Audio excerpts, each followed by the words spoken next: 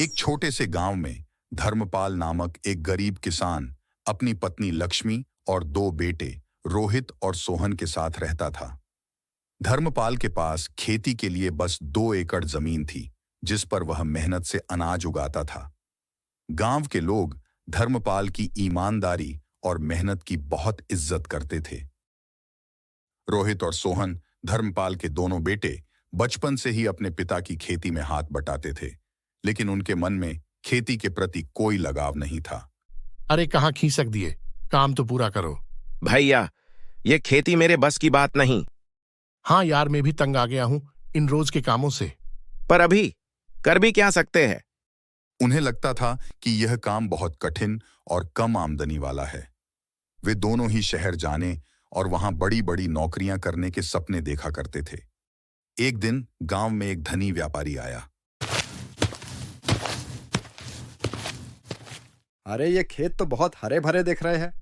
पता करना होगा किसके हैं। सुनो चाचा, क्या ये खेत आपके हैं? हाँ सेठ जी, ये खेत हमारे ही है। मुझे आपके खेत पसंद आ गए हैं। क्या आप इन्हें बेचना चाहोगे? 1 करोड़ रुपए दे सकता हूं इस जमीन के।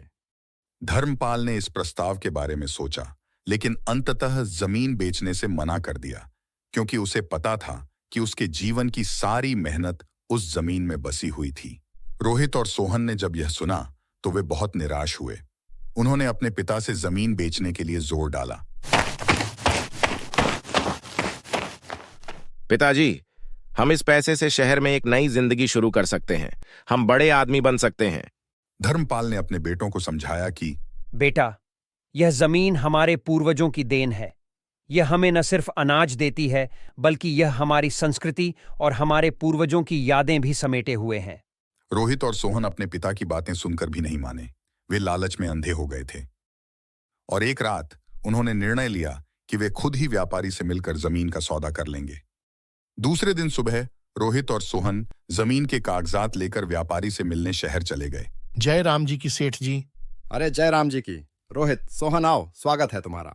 आपका प्रस्ताव हमें मंजूर है। हम जमीन के कागजात लेकर आए हैं। अरे भाई, बहुत अच्छे। पर क्या है कि अभी बाजार की स्थिति बहुत खराब चल रही है। मैंने कल ही तुम्हारे गांव के एक किसान की जमीन सिर्फ 5 लाख रुपए एकड़ से खरीद ली। तो क्या है भाई, मैं ज्यादा से ज्यादा 20 लाख रुपए दे सकता हूं तुम्हारे जमीन के। रोहित और सोहन समझ गए थे कि व्यापारी ने उन्हें झूठे वादे करके और लालच दिखाकर फंसाया था। वे दोनों बहुत निराश हुए और अपनी गलती का एहसास करते हुए वापस लौट आए।